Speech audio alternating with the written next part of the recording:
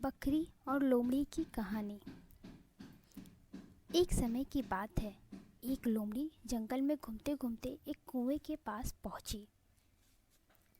कुएं के चारों ओर दीवार नहीं थी। लोमड़ी ने ध्यान नहीं दिया और वो भीतर गिर गई। हालांकि कुआं बहुत गहरा नहीं था, पर लोमड़ी बाहर नहीं निकल पा रही थी। निराश होकर वो वहीं बैठ गई। तभी ऊपर से एक बकरी जाती दिखाई दी। बकरी ने लोमड़ी को कुएं में देखकर पूछा, अरे बहन, तुम भीतर क्या कर रही हो? लोमड़ी ने कहा, बकरी बहन, तुम्हें पता नहीं, शीघ्र ही भयानक सूखा पड़ने वाला है। यहाँ कोई और आ जाए इससे पहले मैं ही भीतर आ गई। कम से कम यहाँ पानी तो है, तुम भी क्यों नहीं भीतर आ जाती हो? बकरी ने सोचा कि लोमड़ी बहुत अच्छी सलाह दे रही है और वो भी कुएं में कूद गई। बकरी को कुएं में भीतर पहुंचते ही लोमड़ी उछलकर बकरी की पीठ पर चढ़ी और फिर बाहर निकल गई। उसने बकरी से कहा, अलविदा बहन, मैं तो चली। और लोमड़ी सिर पर पैर रखकर भाग गई। चालाक लोमड़ी और मूर्ख कौवा की कहानी। एक दिन की बात है, एक मूर्ख कौवे ने एक बच्चे के हाथ से एक रोटी का टुकड़ा छीन लिया।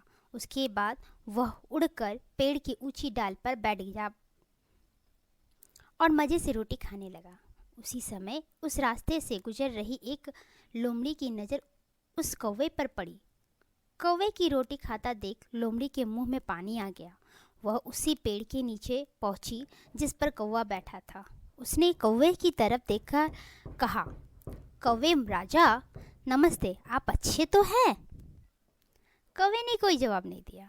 फिर लोमड़ी ने उससे दोबारा कहा, कौवे राजा, आप बहुत चमकदार और सुंदर लग रहे हैं। यदि आपकी वाणी भी मधुर है तो आप पक्षियों के राजा बन जाएंगे। जरा अपनी आवाज़ तो सुनाएं। इसके बाद मूर्ख कौवे को खुद पर घमंड आ गया। उसने सोचा, क्या सचमुच मैं पक्षियों का राजा हूँ? मुझे यह सिद्ध कर देना चाहिए।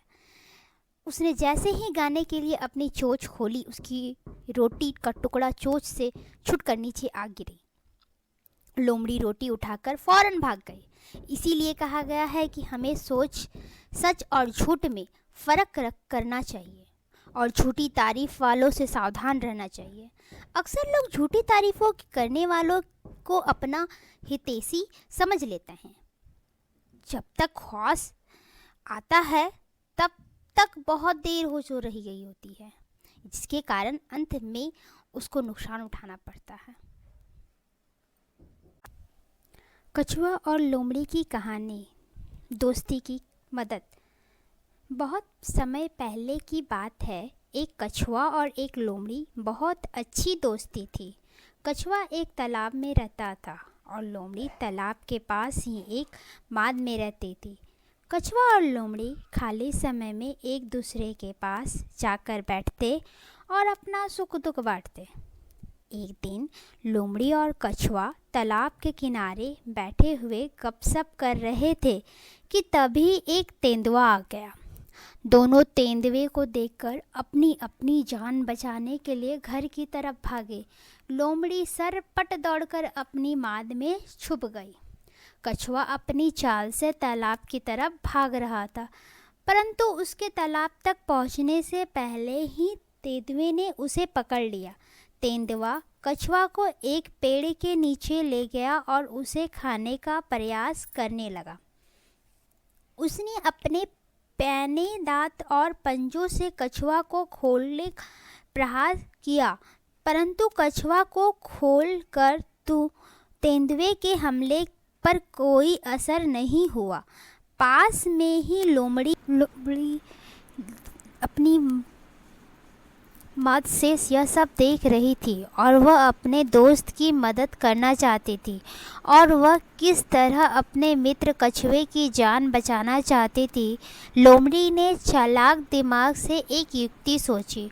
वह तेंदुए से बोली, तेंदुआ भाई, इस कछुए को खोल बहुत मजबूत है, यह इस तरह नहीं टूटेगा। आप इसे तालाब के पानी में डाल दो, पानी में इसका घोल गल जाएगा, तब आप इसे आराम से खा सकते हो। तेंदुए को लोमड़ी की बात अच्छी लगी और उसे कछुए को तालाब में पानी डाल दिया। अब क्या था, कछुआ को जो जाना था वो उसे मिल गया। कछुआ धीरे से तालाब के अंदर छुप गया। इस प्रकार लोमड़ी की चालाकी से उसकी दोस्त की मदद की और कछुए की जान बचा ली।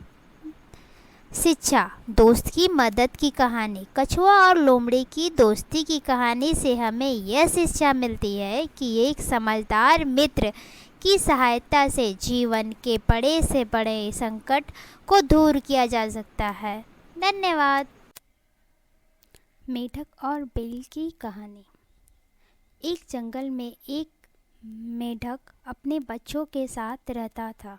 वह मेढक खा पीकर खूब तगड़ा हो गया था और संधा ढींगे हाँक लाता कि वह सबसे बड़ा है।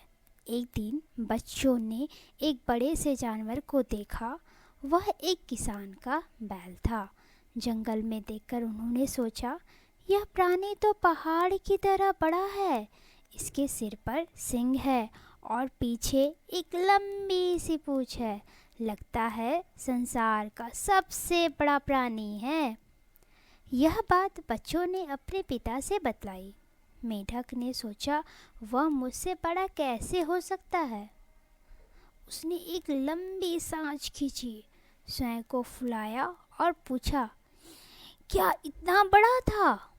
बच्चों ने कहा, इससे भी बड़ा। मेढक ने पुनः एक गहरी सांस भीतर भरी, स्वयं को फुलाया और पूछा, इतना बड़ा? बच्चों ने कहा, इससे भी बड़ा। मेढक ने और जोर से गहरी सांस भरी, स्वयं को फुलाया, पर इस बार वह स्वयं ही फट गया।